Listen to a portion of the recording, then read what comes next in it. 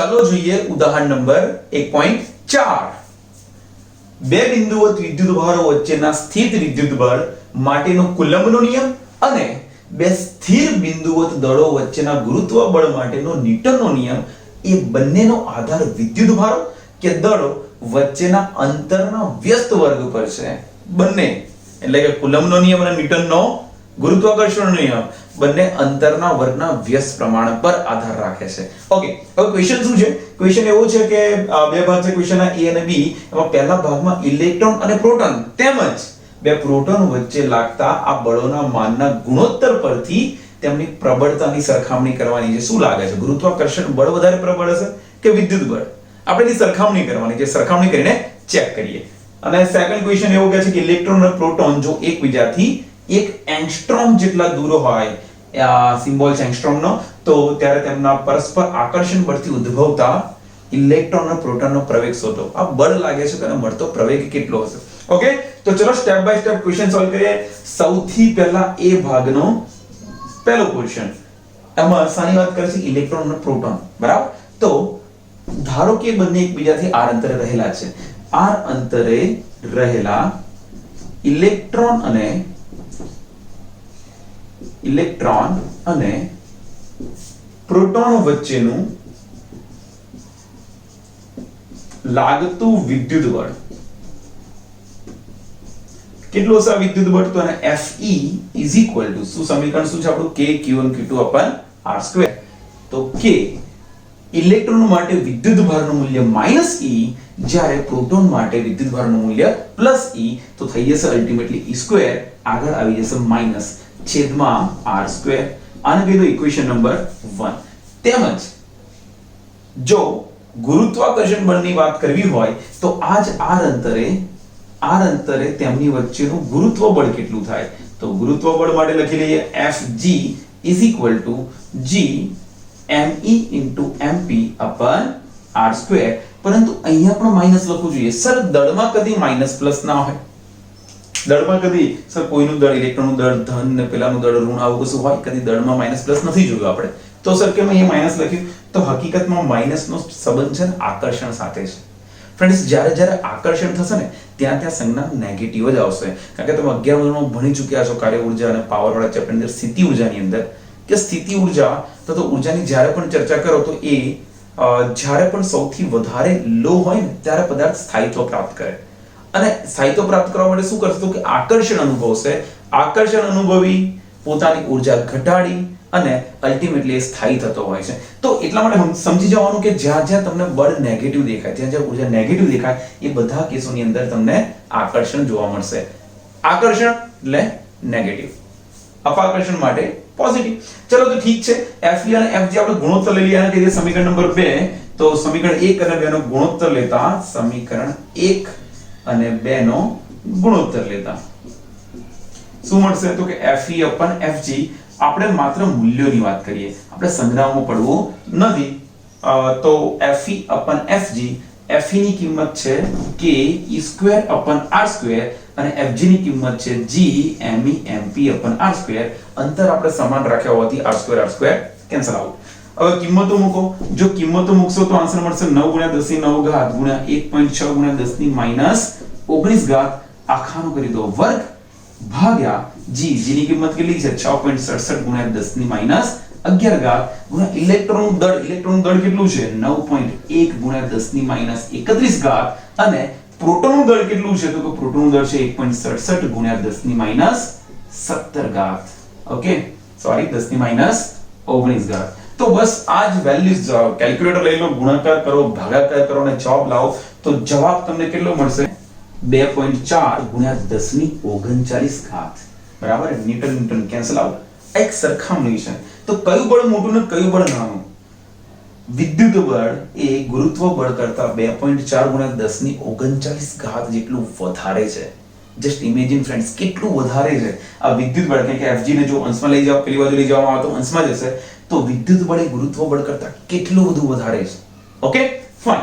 બીજી એક વસ્તુ કે આમાં સેકન્ડ ક્વેશ્ચન જોઈ લઈએ કે બે પ્રોટોન સેકન્ડ કેસમાં શું કહે છે આપણે? બે પ્રોટોન વચ્ચે લાગતા બળ, બે પ્રોટોન વચ્ચેનું ગુરુત્વ બળ.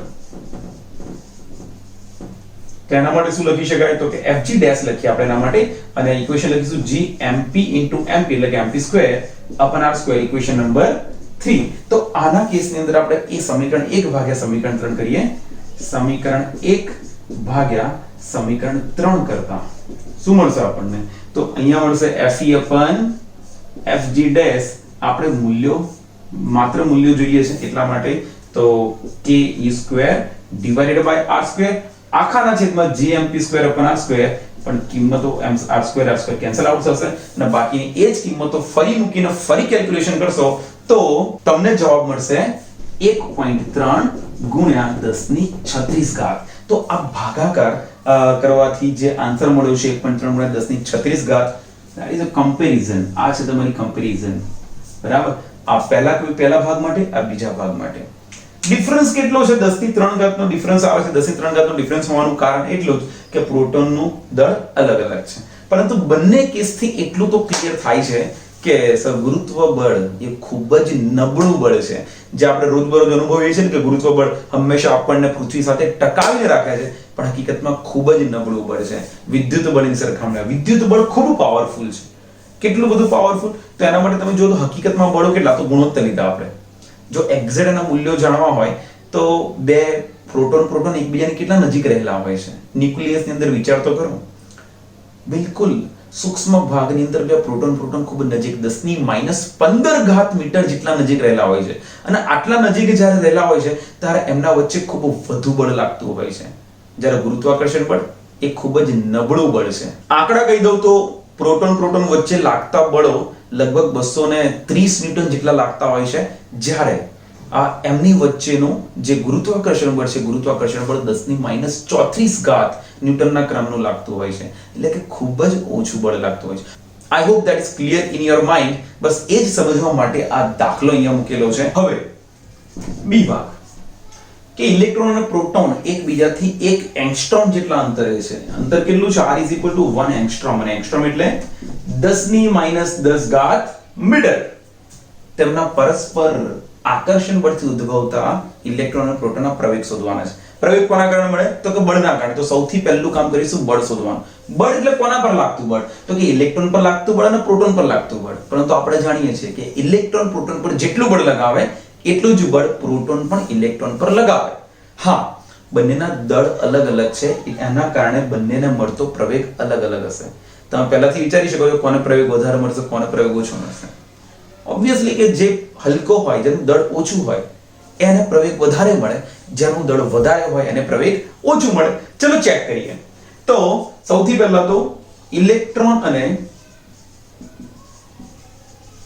પ્રોટોન વચ્ચેનું બળ વચ્ચે લાગતું બળ કેટલું હોય તો કે F Fe લખી દઈએ. F K ઇલેક્ટ્રોન માટે પ્રોટોન માટે છેદમાં r સ્ક્વેર.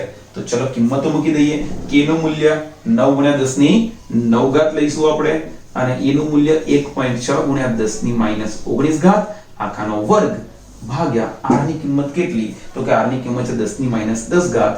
10 ની -10 ઘાત નો પણ વર્ગ કરી દો બરાબર છે. 10 ની -10 ઘાત એનો વર્ગ એટલે 10 ની -20 ઘાત થશે. 10 ની -20 ઘાત ઉપર થશે એટલે 10 ની +20 ઘાત થશે. અહીં 10 ની -19 ઘાત નો વર્ગ છે એટલે કે 10 ની -38 ઘાત. -38 માંથી 20 ને 29 કાઢી નાખ્યા તો બચશે કેટલી ઘાત -9 ઘાત અને બાકી 9 ગુણ્યા 1.6 ગુણ્યા 1.6 કરો તો તમને ફાઇનલ જવાબ કેટલો મળશે 2.3 ગુણ્યા 10 ની -8 ઘાત ન્યૂટન. ઘાતને તમે એ પ્રમાણે સેટ કરી શકો છો. અહીંયા જો 10 ની -9 ઘાત મળતી હશે તો કેલ્ક્યુલેટરમાં તમારો જવાબ 23 અથવા તો 0.23 હોઈ શકે તો એને એડજસ્ટ કરતા તમને આવડતું હશે. ઓકે તો આ થઈ ગયું ટોટલ બળ. આ બળને આપણે સાઈડ પર રાખીએ. હવે આના કારણે આ બળના કારણે ઇલેક્ટ્રોનને મળતો પ્રવેગ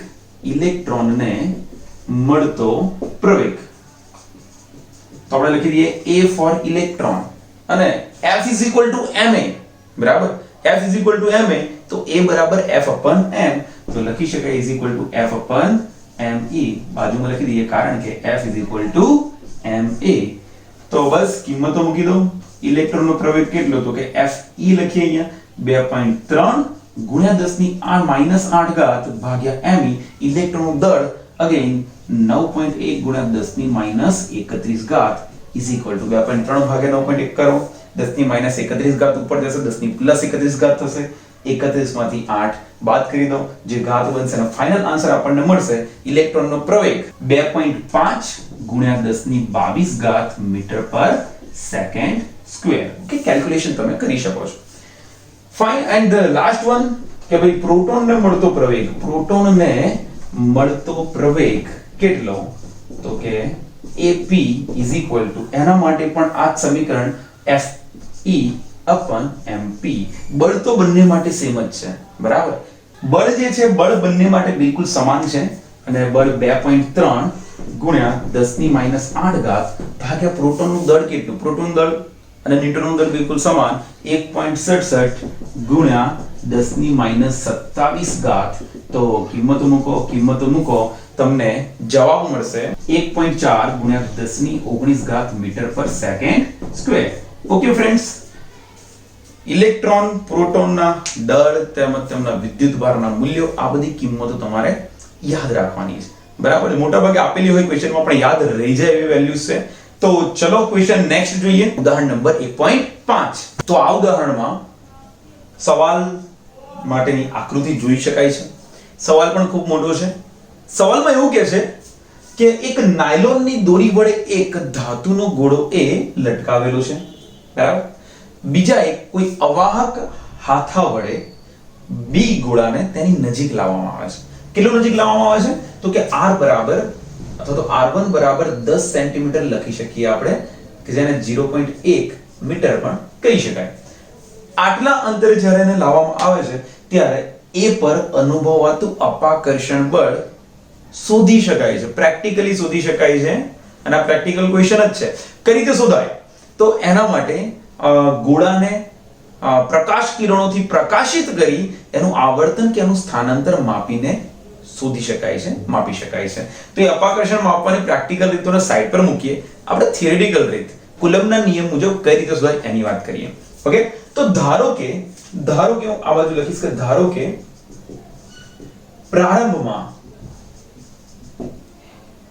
ગોળા A પર વિદ્યુતભાર Q1 અને ગોળા B પર વિદ્યુતભાર Q2 છે આથી R અંતરે તેમની વચ્ચે લાગતું કુલંબ બળ માટે R અંતરે તેમની વચ્ચે લાગતું કુલંબ બળ કેટલું થશે કુલંબ બળ તો લખી લઈએ કે પ્રારંભિક બળ F K Q1 Q2 upon R2 આને કહીએ સમીકરણ નંબર 1 સાઈડ પર રાખીએ ઓકે આ પ્રારંભની સિચ્યુએશન પછી શું કહે છે તો કે બીજી આકૃતિ જોઉં પછી ગોળા A ને એના જેવા જ બિલકુલ સમાન પરંતુ વિદ્યુતભાર રહિત એટલે કે ગોળા A પાસે વિદ્યુતભાર છે પરંતુ એની નજીક એવો એક ગોળો C લઈને આવવામાં આવે છે કે જે C ગોળા પર પ્રારંભમાં કોઈ વિદ્યુતભાર નથી આ નીચે અવાહક સ્ટેન્ડ છે ઓકે તો જેટલો પણ વિદ્યુતભાર A પાસે હશે એમાંથી એક્ઝેક્ટ અડધો વિદ્યુતભાર આ C ગોળાને મળી જશે ખ્યાલ આવ્યો મિત્રો ગોળાના જેવો જ ગોળો છે ધાતુનો ગોળો છે આની પાસે વિદ્યુતભાર હતા આની પાસે વિદ્યુતભાર નહોતા બરાબર તો બંને પાસે વિદ્યુતભારો એક્ઝેક્ટ સમાન થશે આની પાસે પ્રારંભમાં આપણે ધાર્યું છે કે વિદ્યુતભાર Q1 છે અહીંયા પ્રારંભમાં વિદ્યુતભાર Q2 છે હવે વિદ્યુતભાર કેટલો થશે તો કે આ શેરિંગના કારણે વિદ્યુતભાર થઈ જશે Q1/2 આના પર પણ Q1/2 તો અલ્ટિમેટલી બચશે વિદ્યુતભાર Q1/2 આ જ પ્રોસેસ B ગોળા સાથે પણ કરવામાં આવે છે એની સાથે પણ એના જેવા જ એક વિદ્યુતભાર રહિત ગોળાને એના સંપર્કમાં લાવવામાં આવે છે તો પ્રારંભમાં જો વિદ્યુતભાર એનો Q2 હોય તો હવે વિદ્યુતભાર થઈ જશે Q2/2 બંને પર સમાન વિદ્યુતભાર થઈ જાય Q2/2 તો અહીંયા વિદ્યુતભાર બચે છે Q2/2 વધારામાં એમની વચ્ચેનું અંતર જે હતું એ અંતર 10 સેન્ટીમીટર થી ઘટાડીને 5 સેન્ટીમીટર કરવામાં આવે છે એટલે કે જો પ્રારંભમાં અંતર R1 હતું તો હવે અંતિમ અંતર કેટલું થશે અંતર થશે મને R2 કહી દો R2 5 centimetre that is R1/2 લખાય કે ના લખાય R1/2 લખાશે ઓકે આ કેસમાં અહીંયા R1 લખી લઈએ અને R2 બરાબર R1 ડિવાઇડેડ બાય 2. ચલો કિંમતો મૂકીએ. આથી હવે લાગતું કુલંબ બળ, કુલંબ બળ માને વિદ્યુત બળ, એને F ડેશ કહીએ. તો F ડેશ બરાબર કેટલા થશે? અગેન ઇક્વેશન મૂકીએ કે Q1 Q2, પરંતુ Q1 ના સ્થાને છે હવે Q1 upon 2, Q2 ના સ્થાને પણ છે Q2 by 2, કારણ કે વિદ્યુત ભારો બંનેના કેવા થઈ ગયા છે? અડધા. અને છેદમાં R2 નો વર્ગ. ચલો કિંમતો મૂકીએ, ફરીથી આ સાદુરૂપ આપીએ કે Q1 by 2 Q2 by 2 બંનેના છેદમાં 2 છે, એ છેદના છેદમાં જશે. તો કે Q1 Q2 upon આ થઈ ગયા 2 દુ 4, પરંતુ R2 square is equal to, તો કે R2 square is equal to R1 by 2 નો સ્ક્વેર લખાશે. તો R1 by 2 નો સ્ક્વેર કરી દઈએ મિત્રો. 2 નો વર્ગ 4 થાય, 4 4 કેન્સલ થાય, તો માટે F dash is equal to K Q1 Q2 upon R1 square. સમીકરણ 1 ને ચકાસો તો ખબર પડશે કે ત્યાં પણ K Q1 Q2 upon R1 square છે, અહીંયા પણ K Q1 Q2 upon R1 square છે. એટલે કે આ પરિસ્થિતિ બદલતા બંને વચ્ચે લાગતા બળો બિલકુલ સમાન જ રહેશે. બંનેના વિદ્યુત ભારો અડધા કર્યા છે, પરંતુ બંને વચ્ચેનું અંતર પણ અડધું કર્યું છે. તો બંને વચ્ચે લાગતા અપાકર્ષણ બળમાં કોઈ ફરક નહીં પડે, બિલકુલ સમાન અપાકર્ષણ બળ લાગશે. ઓકે, બહુ સિમ્પલ દાખલો છે. આગળ વધીએ.